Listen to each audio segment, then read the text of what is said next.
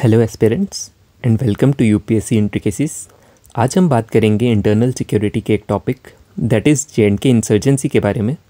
So the major reason behind J and K insurgency was terrorism obviously, and the second major reason is radicalization. Okay, now let us talk about the drivers of J&K insurgencies. किस किस वजह से जो J&K में insurgency है वो पनपने लगी, वो स्प्रेड होने लगी. So I had divided the drivers into following aspects. The first one is historical aspect, political, economic, cultural and the external aspect. So हम पहले बात करते हैं historical aspect की. And the first point is partition. अब हम अगर partition के टाइम की बात करें, सो द कश्मीर और the Jammu and Kashmir region had the power, क्योंकि ये एक प्रिंसली स्टेट था उस समय. सो यहाँ पर एक पावर दी गई थी उस समय कि अगर आप चाहें तो आप पाकिस्तान में शामिल हो जाएं या तो इंडिया में शामिल हो जाएं. सो उस समय के जो रूलर थे whose name was Maharaja Hari Singh, उन्होंने through instrument of accession India में कहीं ना कहीं जो J&K है उसको शामिल करवा लिया. सो यहाँ से पाकिस्तान को कहीं ना कहीं मिर्ची लगी, जिस वजह से दे हैड दिस फीलिंग कि हम इस रीजन में स्टेबिलिटी नहीं रहने देंगे. ओके, जिस वजह से उन्होंने काफ़ी चालें चली ऑब्वियसली, जिसकी वजह से जो ये इंसर्जेंट फीलिंग्स है वो कहीं ना कहीं बूस्ट रही. Now the second thing is promise during instrument of accession. Now what is this promise? The promise is कि J&K को एक स्पेशल स्टेटस दिया जाएगा. But after the will of this present government, जो ये वाला स्पेशल स्टेटस दिया गया था J&K जो स्टेट को, वो हटा दिया गया, जिसकी वजह से कुछ लोगों को ऐसा लगा कि नहीं, ये चीज़ तो सही नहीं हुई, जिसकी वजह से इस गुस्से की वजह से एक्चुअली ये जो इंसर्जेंट फीलिंग है ये कहीं ना कहीं और फॉस्टर हुई. Now let us talk about the political aspect. इसमें जो पहला पॉइंट है that is demand of autonomy. Okay, so now what is this demand of autonomy? आपने अगर एक टर्म सुनी होगी Azad Kashmir, demand of Azad Kashmir. Now there was a saying कि कहीं ना कहीं एक कश्मीर को आज़ाद देश बना दिया जाए. कुछ लोगों की फीलिंग ये है, और इसी फीलिंग के दम पे, इसी फीलिंग के नाम पे जो ये इंसर्जेंट फीलिंग्स है इसे कहीं ना कहीं आगे बढ़ाया जाता है. Okay, now the another thing is human right abuse. After the implication of AFSPA in the region, there was a saying कि आर्म्ड पर्सनल ने यहाँ पर ह्यूमन राइट जो है उनको फॉलो नहीं करा, उनकी रिस्पेक्ट नहीं करी. Obviously this was a saying, I don't believe in this particular segment. So obviously there was a saying, और आई होप कि आप भी एग्ज़ाम में कमेंट नहीं करेंगे इस चीज़ पे, रेदर आप इसको इसी तरह से लिखेंगे that it was a saying या as per the reports. Okay, क्योंकि we need to look as much neutral as possible. Okay, now the another thing is lack of trust on the civil administration. अगर civil administration पर trust नहीं होगा, so there was a condition about where the governance vacuum was created, right. और जहाँ पे भी governance vacuum create होगा वहाँ पे जो ये इंसर्जेंट फीलिंग्स है वो कहीं ना कहीं ज़्यादा फॉस्टर रहेंगी. Okay, now let us talk about economic aspect. अगर हम इकोनॉमिक एस्पेक्ट्स की बात करें, सो यहाँ पर डेवलपमेंट नहीं हुई, जो इंडस्ट्रियलाइजेशन है वो बहुत ही कम रही, जिसकी वजह से एम्प्लॉयमेंट कम, पॉवर्टी ज़्यादा, और अल्टीमेटली जिस रीजन में एम्प्लॉयमेंट या पॉवर्टी रहती है वहाँ पे टूरिज़्म खुद ब खुद कम हो जाता है. So all this things are related to each other, जिसकी वजह से अगर यहाँ पे डेवलपमेंट नहीं है तो लोगों के मन में गुस्सा है, जिसकी वजह से अगेन जो इंसर्जेंट फीलिंग है वो कहीं ना कहीं बढ़ रही है. Now let us talk about the cultural aspects. I had consciously write this word ghettoisation. इसका मीनिंग ये है कि separation of the particular area from the another. Like जब पार्टीशन के बाद J&K को एक अलग स्टेट की तरह देखा गया, बिल्कुल अलग, राइट. जैसे कि जो मेन लैंड है, इंडियन मेन लैंड, उसे अलग, and J&K was treated as a hinterland. This was a problem.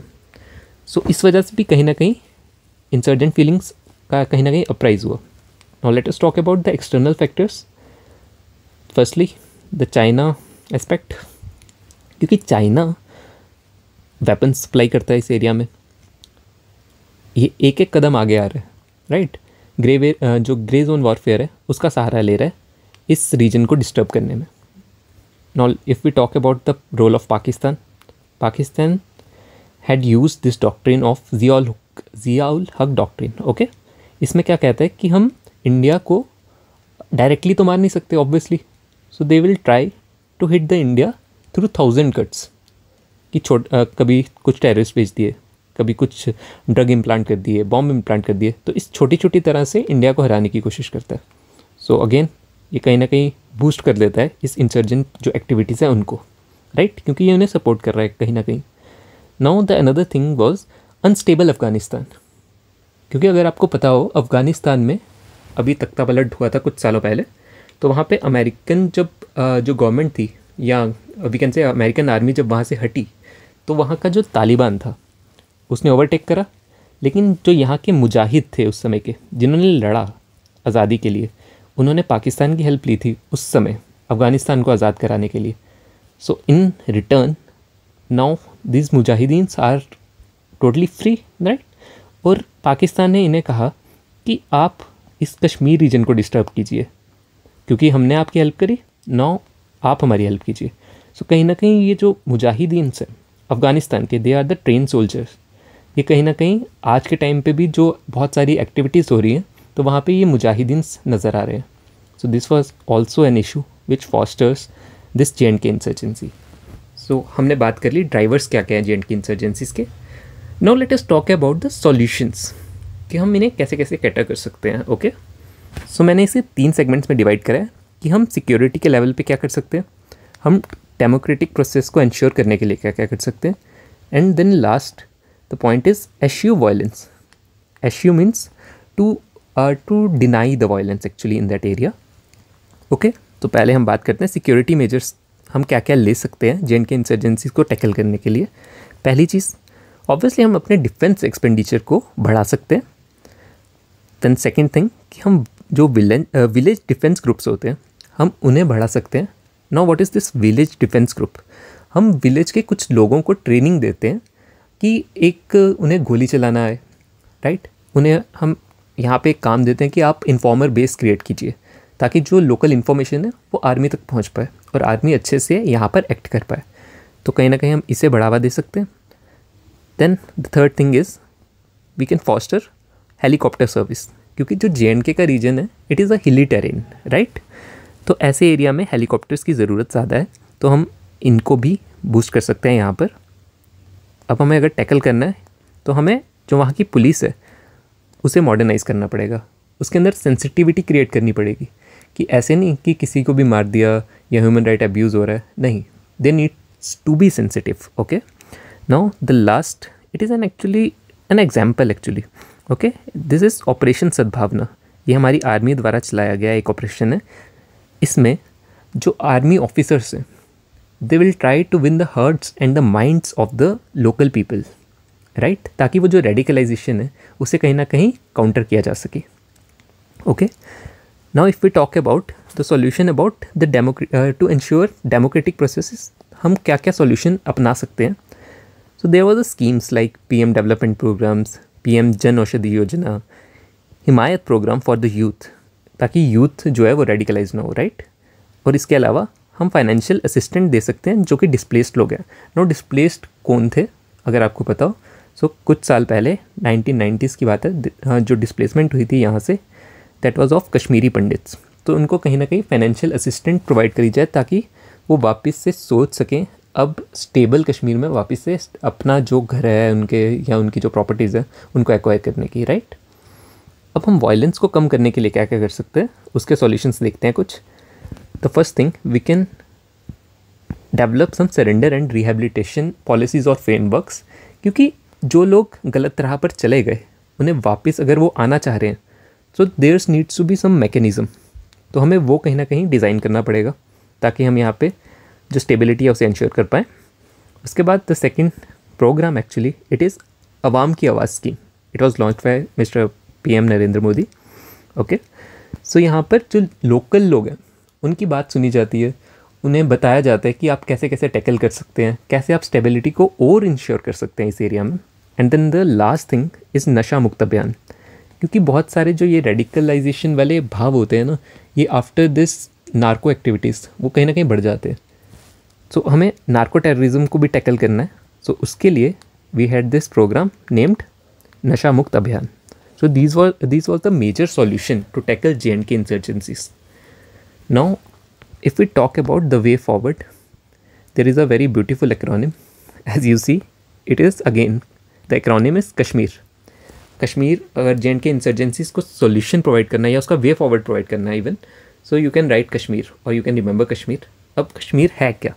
इस एक्रोनिम का मतलब के स्टैंड्स फॉर कि कश्मीरी पंडित्स को हम रिहेबिलिटेट करवाएं. This was one of the way forward कि हम क्या कर सकते हैं आने वाले समय में. Okay, then A stands for address the insurgency of the area. अब हम इसे इंसर्जेंसीज को टैकल कैसे कर रहे हैं? This was also the question. ठीक है, अगर हमारे ही लोग हैं जो गलत राह पर चले गए हैं, so our government need to rehabilitate those peoples, right. Now S stands for spirit of sufism, right, क्योंकि सूफीज़म इस एरिया में ऑलरेडी पहले इसका एक हिस्टोरिकल बैकग्राउंड है कि यहाँ पे सूफीज़म बहुत अच्छी तरह से स्प्रेड था. लेकिन after this terrorism, such bloody shit, ये जो सूफीज़म का फील था ये कहीं ना कहीं डिक्लाइन हो गया. तो हमें कहीं ना कहीं इसे फॉस्टर करवाना चाहिए ताकि जो हम सॉफ्ट पावर के ज़रिए यहाँ पे लोगों को इंडिया का एक बेहतर नागरिक बना पाए. Now H stands for humane counter terror operations. Like I had said, we had to win hearts and mind of the people, of the local people there. Okay, so we need to go for such operations. Now M stands for manage the public perception about the government, public perception regarding the armed forces, public perception regarding the civil administration. Okay, हमें इसे कहीं ना कहीं एक बेहतर ढंग से आगे लेके रखना चाहिए ताकि जो लोगों का ट्रस्ट है वो डेवलप हो सके. Then I stands for issues needs to be addressed. Like grievance redressal mechanism होने चाहिए यहाँ पर कि कोई भी प्रॉब्लम आ रही है सो उसका सॉल्यूशन गवर्नमेंट प्रोवाइड करनी है, right. Now the R stand for we can develop the rehabilitation centres and we can reconstruct the old heritage of this region. Okay, this was the major way forward for the J&K insurgency. अब हम बात करते हैं कुछ present context की, जो कि current context है अभी कुछ समय का. There was a case regarding ML Sharma versus Union of India case. अब इस केस की जो मेजर डिस्कशन पॉइंट्स हैं दैट वाज कि आर्टिकल 370 जो हटाया गया या आर्टिकल 35A जो हटाया गया ये वैलिड है भी कि नहीं. तो अब बात करते हैं कि ये 370 है क्या. It was regarding the special status provide to the state of J&K. And if we talk about article 35A, right, तो ये कहते हैं कि जो भी ज़मीनें जो J&K के रेजिडेंट्स की है वो बाहर वाले नहीं ले सकते, जबकि जो J&K के लोग हैं वो बाहर जाके ज़मीन ले सकते हैं. This was the saying of this article. So इसे भी स्ट्राइक डाउन करा गया और कहा गया कि अब बाहर के लोग भी J&K में ज़मीनें खरीद पाएंगे. Okay, this was the discussion point कि ये सही है कि नहीं. सुप्रीम कोर्ट में there was a case regarding this. So supreme court की जो जजमेंट्स आई वो कहती, आई विल टेल यू. तो सुप्रीम कोर्ट के पास जो पहला क्वेश्चन है दैट वाज कि J&K खुद में सॉवरेन है कि नहीं है. This was the question and our honourable chief justice had replied this thing कि J&K in self is not a sovereign but as a part of India it is a sovereign entity. Okay, so as a part J&K is sovereign. Okay, now the another question is कि article 370 is relevant in the present context और not. इसकी ज़रूरत है कि नहीं है. जो उस समय लिखा गया था आर्टिकल 370 में उसकी रेलिवेंस है कि नहीं. Okay, this was the question. So the supreme court had this verdict कि ये अभी के समय में रेलिवेंट नहीं है, क्योंकि अगर हमें उसे मेन लैंड में कहीं ना कहीं शामिल करना है हर एक एस्पेक्ट में तो हमें आर्टिकल 370 को हटाना पड़ेगा. सो इसलिए इसे हटाने को सुप्रीम कोर्ट ने सही करार किया. Now there was another question कि प्रेसिडेंट, क्योंकि प्रेसिडेंट ने एब्रोगेट करा था आर्टिकल 370 को, तो देयर वाज अ क्वेश्चन कि ऐसा कर सकते हैं प्रेसिडेंट कि नहीं, क्योंकि earlier there was a saying कि जो J&K की कॉन्स्टिट्यूएंट असेंबली है उसकी परमिशन चाहिए, उसके बाद ही ये सब चीज़ें करी जा सकती थी. लेकिन ड्यूरिंग 2019 ये जो असेंबली थी, क्योंकि यहाँ पे इमरजेंसी लगी थी, तो यहाँ पर इस रीजन की जो कॉन्स्टिट्यूएंट असेंबली थी वो डिज़ोल्व थी. तो अब जब कभी भी किसी चीज़ का किसी भी स्टेट की अगर कॉन्स्टिट्यूएंट असेंबली डिज़ोल्व होती है तो वहाँ पे जो मेजर एंटिटी है जो वहाँ पे अपना डिसीजन देगी, दैट इज़ लेफ्टिनेंट गवर्नर और president, we can say directly. So यहाँ पे यही क्वेश्चन था कि प्रेसिडेंट के पास ये पावर है कि नहीं। So supreme court had said this thing कि under article 370 sub clause 3 there was the power given to the president in case of resolution of this constituent assembly of JNK, कि president decision ले सकता है कि यहाँ पर जो ये आर्टिकल्स हैं उन्हें हटाया जाए, राइट। सो ये हमने बात कर ली करंट सुप्रीम कोर्ट के केस की जो अभी कुछ ही समय पहले हुआ है। और इस सुप्रीम कोर्ट की जजमेंट को हमारे जो प्रधानमंत्री हैं उन्होंने उसके लिए एक कमेंट पास ऑन करा, and that comment is that our honourable prime minister is of the view that the supreme court judgment is in line with the spirit of Ek Bharat Shreshtha Bharat. And obviously you can use this phrase of spirit of Ek Bharat Shreshtha Bharat in your conclusions in the question of JNK in specific, or you can also use this in segments like northeast insurgencies, right। अगर कोई कुछ इस तरह का question आएगा तब भी आप ये वाला कंक्लूजन में ये लाइन लिख सकते हैं। It is actually a jargonious line, तो आप ये यूज़ करिए। So thank you very much for your patient listening. If you like this lecture, so please like and subscribe my channel. Thank you very much.